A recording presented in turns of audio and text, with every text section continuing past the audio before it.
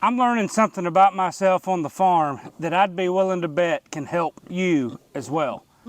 I'm Rob from Dowdle Family Farms, and even though this story revolves around pigs, I think it applies to most people around us. I don't know about you, but I have this tendency that when things are difficult, I tend to try to work harder. I'll work longer hours and I'll try to get a lot more things done. But sometimes working harder and working more is not always best. Sometimes it helps to stop and smell the roses. So the story starts off with about 2 weeks ago, we brought these pigs onto the farm and really had some really good success with them. The boar over here, the big pig to my left, is new on the farm, and we have a certain type of pig waterer that takes a normal water tank, and I put an electric fence running lengthwise across the water tank. Well, we've tried all kinds of different types of pig waters, and that just tends to be the most effective in my experience. Pigs can put their heads in there, they won't get shocked, they can drink water, and then they'll back away. However, they cannot actually climb into the water trough. At first, I didn't realize what was going on. The pigs were in this paddock up here to my left, and the funny thing about it is I noticed that the pigs were using about 3 or 4 times as much water as they normally use. And then I happened to see the boar doing something that amazed me. He was shaking the water trough with his head, and he was splashing water out into the pen.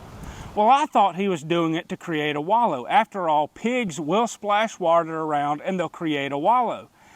And I got kind of frustrated with him. Well, when I moved the pigs into this pen, I created it such that if he started shaking the water would splash out behind me. But in that process, I found that what I was doing was actually started using about 3 times the water that the boar was originally using. So at first, if the pigs were using 30 gallons a day and they were using 90 gallons a day, I discovered that instead of 30 or instead of 90 gallons a day, they'd use nearly 200 something gallons of water per day. One evening last week when I was seeding crops in the pig paddock where they had been, I was driving the tractor back and I saw him shaking the water trough. I jumped out of there and started yelling at him and telling him to move away. I got on the tractor and started driving on, and I noticed that he was splashing water out again. In frustration, I just stopped for a moment and started staring at him doing that.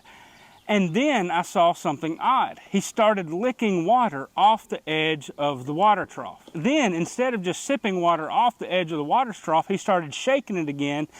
And then he put his head in the wallow that the other pigs had created. And what had ended up happening is the boar's head, he is so big that the boar's head could not get into the water trough and drink. So he was splashing water up onto the side or onto the ground and then drinking it. I never would have stopped and seen this if I hadn't stopped and paused for a few minutes just to watch what he was doing. Now, this happened to be more lucky than anything else, but by stopping and watching what he was doing, I realized that his motivations for shaking the water trough and dumping a lot of water on the ground were very different than what I had originally thought. And then it struck me. So often it's easy for us as people to get so frustrated with circumstances.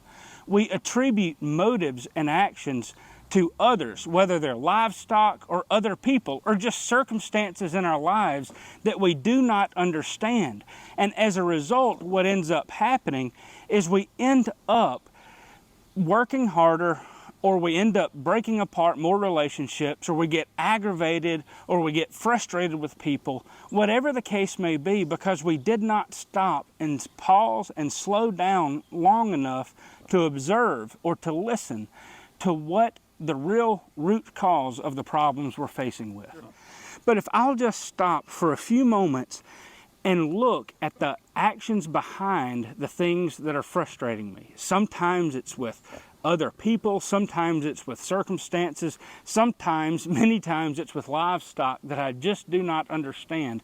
And if I'll take time to think like them, or to try to put myself in that situation, or just observe other realities that normally I would jump to conclusions, I'm finding that it makes a huge difference in how I respond to the circumstances around me.